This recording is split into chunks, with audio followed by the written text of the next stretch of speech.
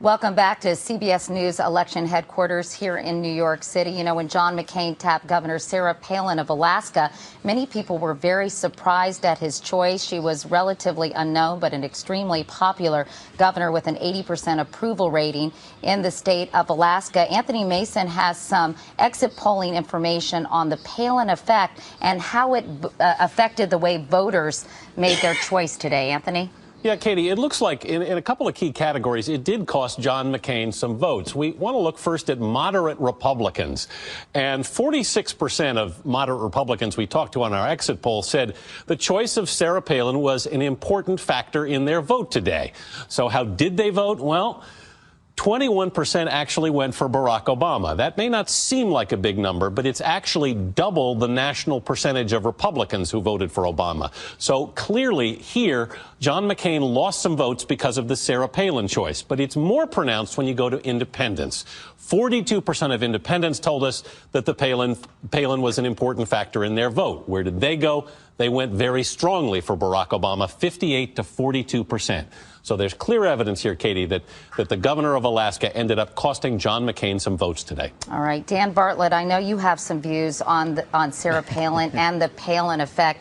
Was it a mistake in your mind? I know that it energized the base of the party a lot, but it did, as we just saw, turn off a lot of voters as well. Right, Katie. I think when this was first announced, I said this was either going to be an enormous success or an enormous failure. And I think the McCain campaign knew themselves that it was a risky choice, that they had to take a chance, that if they ran a typical Republican campaign and therefore picked a typical candidate as vice president, that wouldn't shake things up enough to re-scramble the race and to his advantage. And I think what you've seen is that, and maybe in some of these traditional states she's been where she's got strong support within the Republican Party, that's been fine. But if you go to a Pennsylvania or somewhere, a true battleground state, somewhere where you're trying to wrestle away from the Democrats, a blue state, maybe that's where the problems lie, because it's not only what she says and what she does, but it's also a presidential judgment.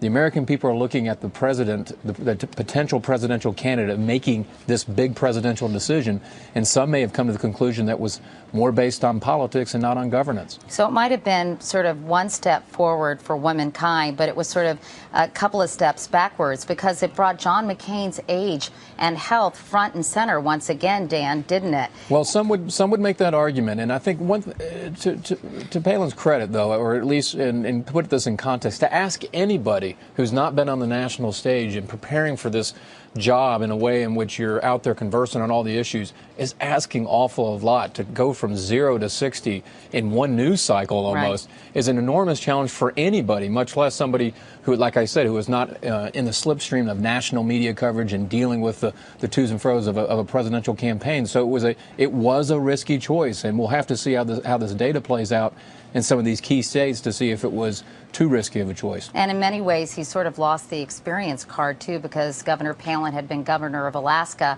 for only 18 months when she was tapped. And before that, the mayor of Wasilla, with population something like 6,000. Well, there were a lot of people who were supporters of John McCain who were concerned that he was just getting traction over the summer on that very issue, the experience gap issue, and that by putting her on the ticket, it undermined that argument and that message. Again, these type of things will be debated in the days to come. We should mention, Dan, thanks very much. McCain aide is recently quoted as saying, quote, "At this point, we need a miracle." Well, I think at this point they do need a miracle. If I can just add on a little bit to what Dan Bartlett was talking about, I think these surveys are going to show that she was indeed a drag on this ticket.